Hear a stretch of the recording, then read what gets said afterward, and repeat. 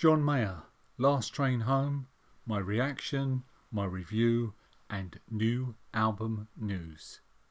So let's cut straight to the chase. What do I think of John's new song, Last Train Home? To my ears, it's pretty damn fine.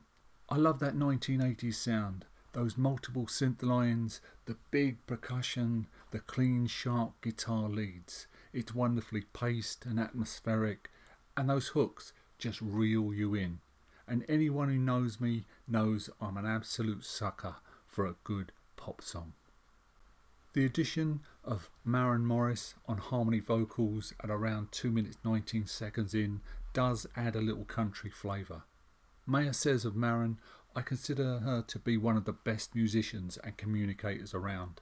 To have her voice on this song is a real honour. And maybe it's just me, but somewhere in the mix of this song I can hear the ghost of the melody from Lionel Richie's All Night Long.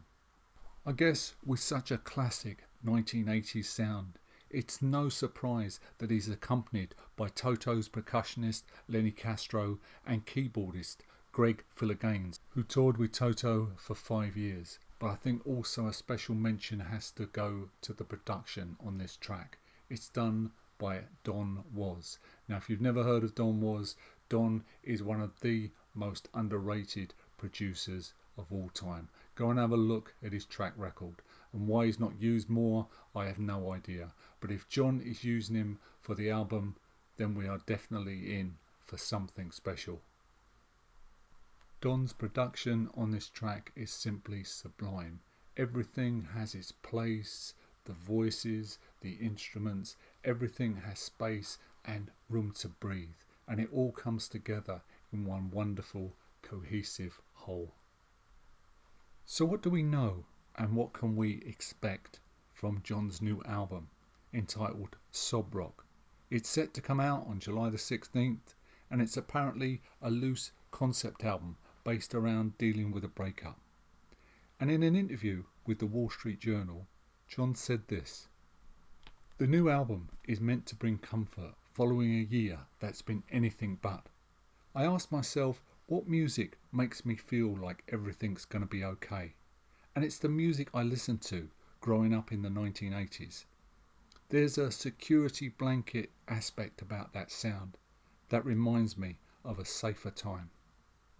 Well, looking at the cover, that sure looks like John's going for that 1980s vibe.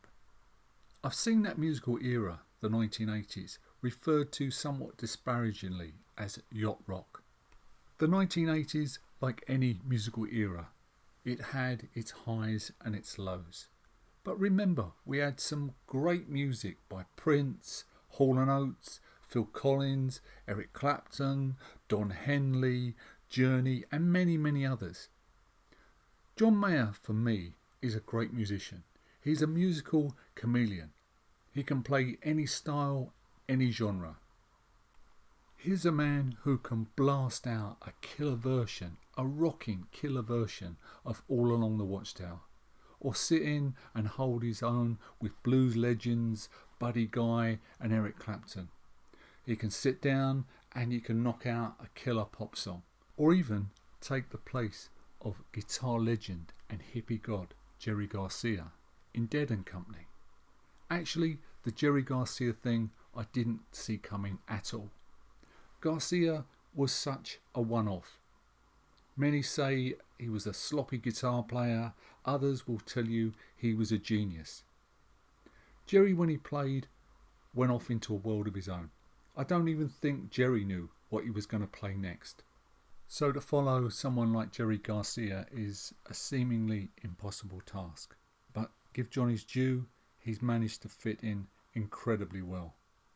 So what do I think of his proposed excursion into 80s pop rock? Well, if anyone can do it, and do it brilliantly, it's John Mayer.